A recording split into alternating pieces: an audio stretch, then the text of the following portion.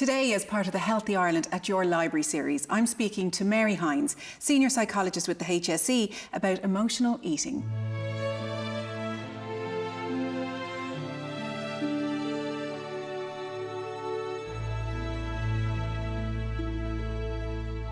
Now, many of us have had a stressful day and we've come home and we've ordered a takeaway or had a slice of cake and a cup of tea, and we've been able to put a smile on our face with that. So is that still okay, or when do we know when that's getting unhealthy? Well, clearly, using food to celebrate or pick me up every now and again is normal. But when you're constantly going to the cupboard, going to the fridge, grabbing high fat, high carb, high salt food to calm or soothe those strong emotions, and you notice that you're getting into an unhealthy pattern of overeating rather than addressing really important or upsetting emotions, then you're more than likely engaging in emotional eating. And I suppose it's the feelings you have afterwards. If you can have that cake and that cup of tea and then get up and get on with your life and say, now I'm cheered up. But if you start to feel guilty about what you had and then you're berating yourself for eating it, that's a different cycle.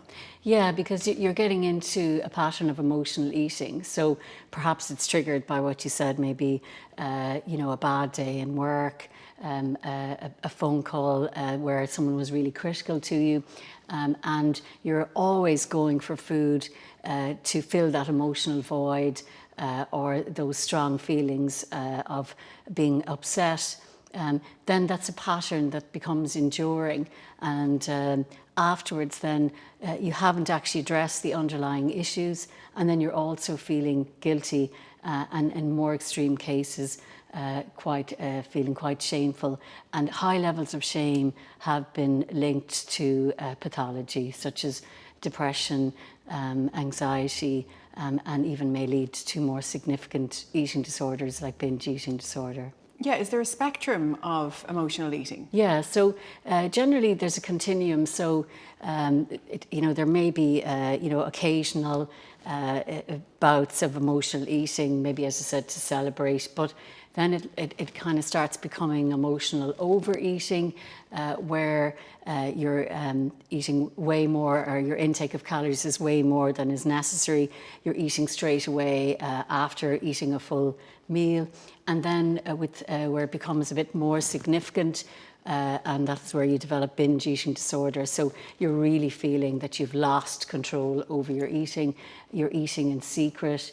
You're hiding maybe sweet wrappers or food that you've eaten previously, and then eating again.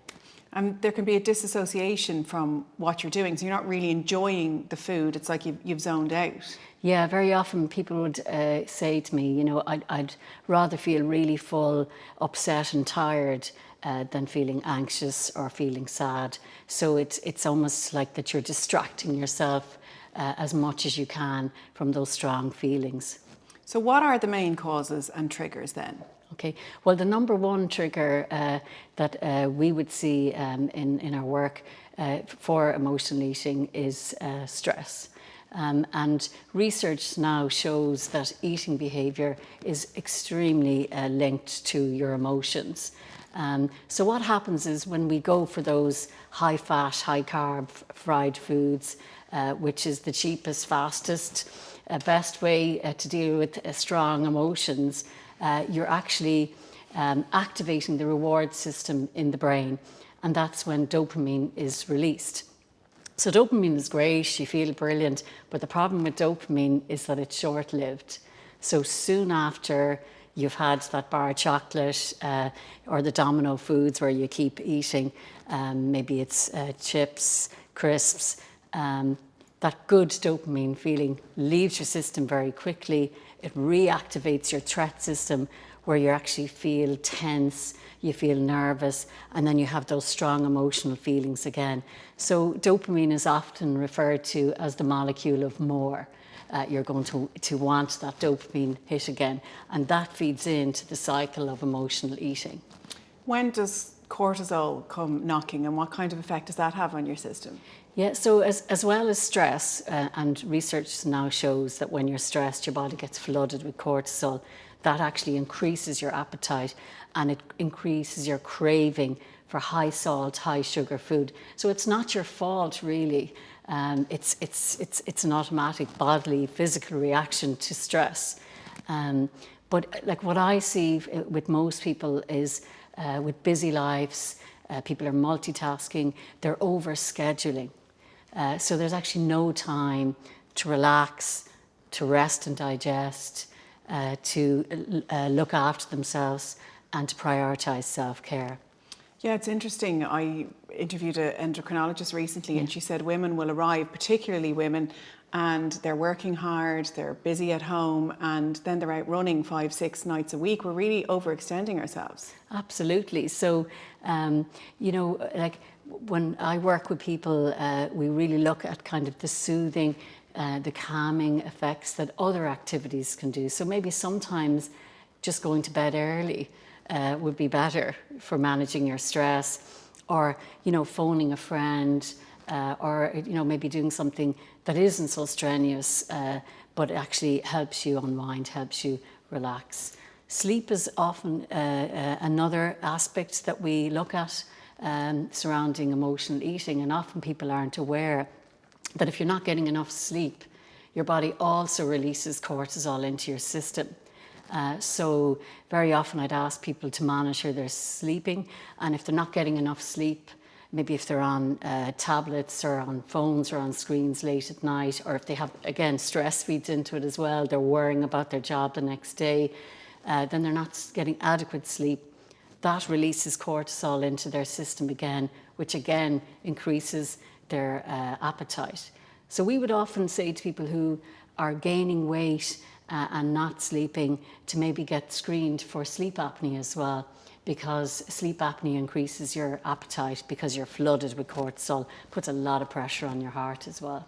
Yeah, and on a day you're tired, you're always craving something sugary, something carby, something to keep you going. Yeah. And we do have an association with certain type of food. So if you're looking for a pick-me-up, you're not necessarily going straight to broccoli. And does that come from when we're kids and foods become treat foods? Is that when we start associating good foods and bad foods? Yeah, I mean, we often have a laugh in our groups, and I work with people saying, you never say, oh, I'm dying for like a salad, or I could kill for like a chamomile tea, It's like you're craving those like high sugar, you're getting the biggest dopamine hit. So often when we're children, if you are feeling lonely or if you're struggling, you want to create that kind of sense of nostalgia, or home cooking, feeling kind of looked after. And if there was always treats or desserts after a main meal, it might be your default go-to place to feel good or feel more secure. People often describe food as their best friend, or how they feel maybe safe when they're eating certain types of comfort food. I suppose also we now realise that, again, and it's not about blaming people, but parents are overstretched. They may not have the capacity or the ability to tune into their children's needs. So very often there might have been a strong message, rather than being empathetic and validating children's experiences, they may say, oh, let's eat ice cream, let's be happy, and not actually tune into how they're actually feeling. And these childhood habits continue, and we bring them with us into our adult life. So these don't actually go away. I suppose also, and this is, I suppose, where psychologists do a lot of work, is looking at adverse childhood experiences. And there's been a lot of research done on that. There's an ACE study done in San Diego where they followed 50,000 people throughout their lifespan, and they developed an ACE score, an adverse childhood experience score. And the higher your adverse childhood experiences, maybe losing a parent, childhood victimization, bullying, poverty, then they found a really strong correlation between having a lot of adult health issues such as diabetes, obesity, and if you have experienced maybe some very traumatic childhood experiences, they don't just go away. That leaks into your day-to-day life. People don't realise it, that they're feeling depressed, having panic attacks, feeling overwhelmed. And, you know, if you don't process and get support around those issues, that can spill into your eating behaviour as well. So you'd have higher rates of childhood trauma for people who would be that extreme rate of the continuum, the binge eating, the eating disorders, and the emotional overeating. So how do you know the difference then between emotional hunger and real, genuine hunger? Yeah, I actually think it's an art that we're kind of forgetting, to allow ourselves to feel physical hunger. Because we live in a time of plenty, don't Yeah, we? like people don't realise that from an evolutionary point of view, we, you know, from hunter-gatherer times when people didn't know when they were going to get their next meal, we've actually evolved to see food, eat it very quickly, and then lie down and conserve all your energy for as long as you can afterwards. Hence the kind of naps after a big meal. So we're actually not, we haven't evolved to cope with all the availability of food, you know, how sedentary we are in our lifestyle. So physical hunger is gradual. It builds up over a number of hours. We feel it kind of more in our stomach. When we respond to it, we're open to eating many types of food, like the salads we mentioned, or healthy food. And we know, we don't feel guilty afterwards. We know that it's kind of we need food to live. It's nourishing, it's good for us. Whereas like emotional eating tends to be above the head. It comes on all of a sudden. We get this huge urge for those, you know, high fat, high sugar foods. Often we're engaging in mindless eating at the time. So we're like on a computer, we're watching TV, we're on our screens, we're not even noticing that we're eating. Very often we don't stop eating when we feel full. We'll just continue eating. So we'll eat very soon after eating a main meal. And then it's very much coupled with that strong emotion like anxiety or sadness or feeling overwhelmed. And then we have that long-term kind of feeling of shame afterwards, that it's out of our control. And very often it's paired with eating what I call domino foods that once we start eating them, everyone has their own domino food. So you need to know what your own personal story is. Some people it's crisps, so they won't just eat one pack, they'll eat 6. Other people it's biscuits. And when I work with people don't realise, and we call it the 2 will do rule, that you get the same dopamine hit from your reward system in the brain from having 2 chocolate biscuits as from having the whole pack of biscuits, but you don't have that guilt feeling afterwards that you've blown it, and then that negative self-thought afterwards. So what are the health impacts then if you are an emotional eater? Yeah, so as we said, you know, emotional eating works. You get that pick-me-up, but unfortunately it jeopardizes your weight management plan. As I said, with the domino food, all your eating plans go out the window. Then it also is linked with a lot of physical health issues like type 2 diabetes, cardiovascular disease, sleep apnea, like I mentioned earlier, and obesity. So how can we get a handle on it? If you are somebody who is reaching for food as a crutch, how can you handle that stress or that anxiety or whatever it is that's going on and deal with it another way? Well, I suppose the first stage is that you have to get some support around your stress, because having cortisol flooding your system is really not good for your physical or mental health. So the first line of support we would often recommend for people is bibliotherapy. So that could be in your local libraries, where they would have many books and resources to give you information on how to manage your emotional eating. So, you know, knowledge is empowering. The second one is really to actually get some professional support to deal with stress. So that could be your local counselling and primary care services, your local psychology services. You know, a GP can easily make a referral if you feel it's veering to more towards the eating disorder or the binge eating disorder, which is very much out of your control. But, you know, on a practical level, ask your friends and family for some help. You know, what we do notice is a main what contributes to that emotional eating is people stop actually accessing the support from their friends and family.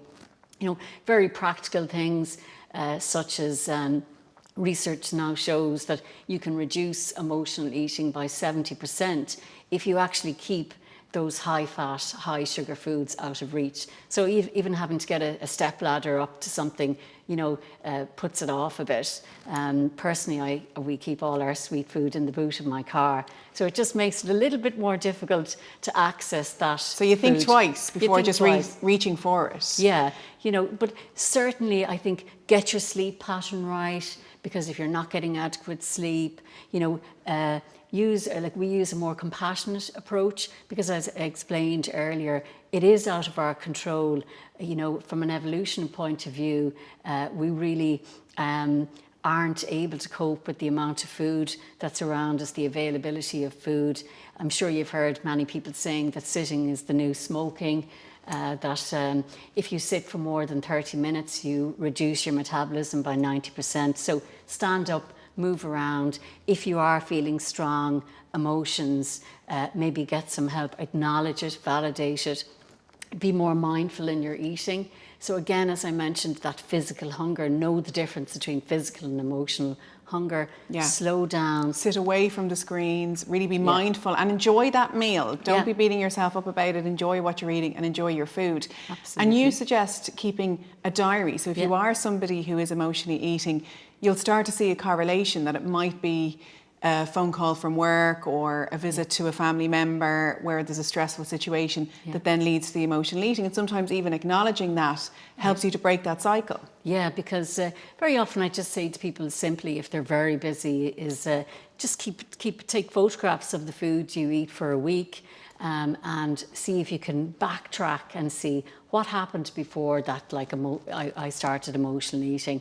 Very often you'll see it could be, spending time with very depleting people, toxic people, very critical boss. So there's usually triggers, and once you are aware of your trigger, and I often use the word, become more conscious about your eating, become more aware of your eating, then you can slowly, step by step, begin to take control. And I suppose one thing that I think is really important, because I know when we talked about the adverse childhood experiences, you can get support to learn how to process that unaddressed mental health issues, maybe, that will help you cope alternatively to the emotional eating. But I always say to people, it's never too late to have a happy childhood. You can always bring the fun and the connections with people back into your life.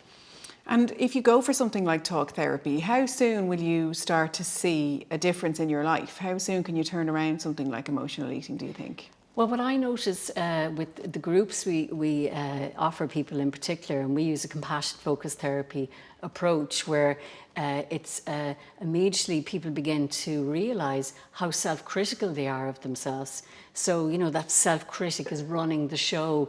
I mean, it's amazing, even on the first session, when people fill out a questionnaire looking at their levels of shame, how they realise that kind of negative talk in their head, like saying, oh, you're useless, you're stupid, you know, why can't you whip yourself back into shape?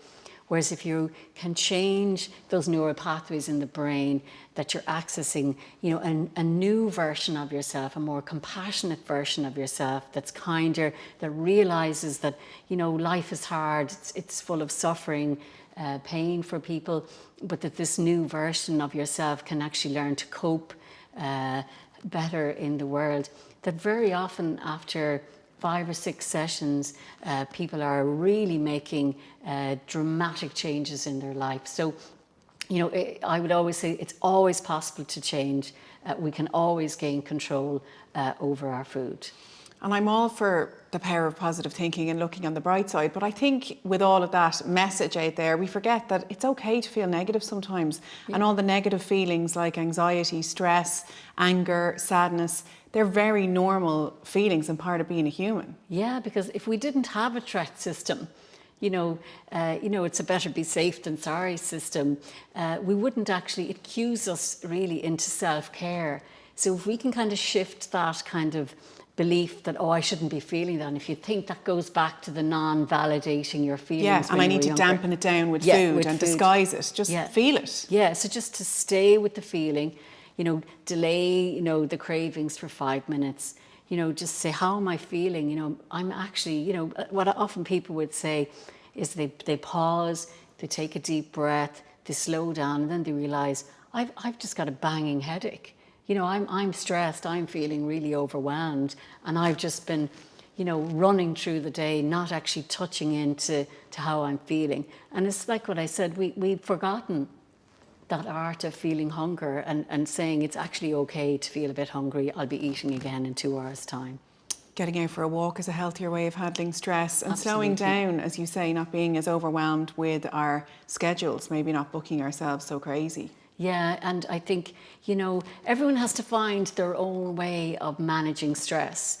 So for one person it might be going for a walk or a swim, but for someone else it might be, belly dancing classes, an art class, having a chat with a friend. So again, it's about not trying to, whip yourself into shape. Yeah, it's about finding, this is what works for me, and prioritising your self-care. Obviously, there've been unprecedented times and people have been stressed due to COVID-19, and cooking became a big thing, cooking and baking, but people were emotionally eating through this time. Absolutely. And if you think about it, their usual sources of dealing with stress, like maybe their running group or their art group, were all cancelled, or for elderly people in particular, the active retirement groups were cancelled, for infection control issues. That very often we went back to that nostalgia, that kind of good feeling, home cooked meals. And people are probably not aware, but in our clinic, the average weight gain for people over COVID was 15 kg. So I think once people heard that, it wasn't just them, they weren't the only person that was emotionally eating. Again, it was an attempt to control, or an attempt to reduce their stress levels, because no one expected this. No one had the skills to deal with this, but thankfully through a lot of media advice and Ask the Expert programs that we're on, and advice from the local HSE and the library services as well, that people are now beginning to feel a bit more empowered and are taking back control. So I think, I haven't heard recently of any of the shops running out of white flour, but so I think people are just getting back on track again. They're not letting their anxious selves run the show.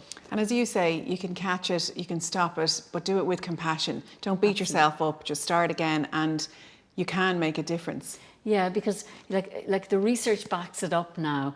If you're criticizing yourself, if you're giving yourself a hard time, then you're going back into that emotional eating cycle. So I think kindness, being non-judgmental towards yourself, realizing that you, just like everyone else, is finding it difficult. This is a difficult time, but with the support of your friends and family, or even professional support, you will be able to get through this, and you'll learn some self-care skills that will stand with you through life, and also what we're modelling to our children on how to cope. We don't, like, if we were to choose a teacher that we'd like to send our kids to, would we like the critical teacher who's always focusing on their weaknesses, who's putting them down, who focus on their mistakes, or would we prefer a more compassionate teacher that focuses on their positives, focuses on their strengths? And maybe we should choose that teacher for ourselves, to be kinder towards ourselves. So Mary, what would be the key take-home message for people today? Well, if you, from what we're saying, think that you're an emotional eater, access some support. And even if you are struggling, there's always help out there. I think, identify your triggers, try to become aware of your Domino foods, where you'll keep eating more and more, and keep your stress levels down. and make sure you're getting a good night's sleep, because all of these will increase your cortisol levels, which will be out of your control. You'll get cravings for salty, sugary foods. So there's always support out there, and I think with adequate support, you'll be able to learn to take back control and find alternative, more constructive ways to deal with stress. And it's not about taking the joy out of food, it's about finding it again. So you've Absolutely. got rid of all of that guilt. Yeah, I mean, I love that Bob Dylan line, you can have your cake and eat it too. It's not about restricting food, because anything you restrict, you're going to overeat. So it's about getting a balance back into your life. Mary, thank you very much.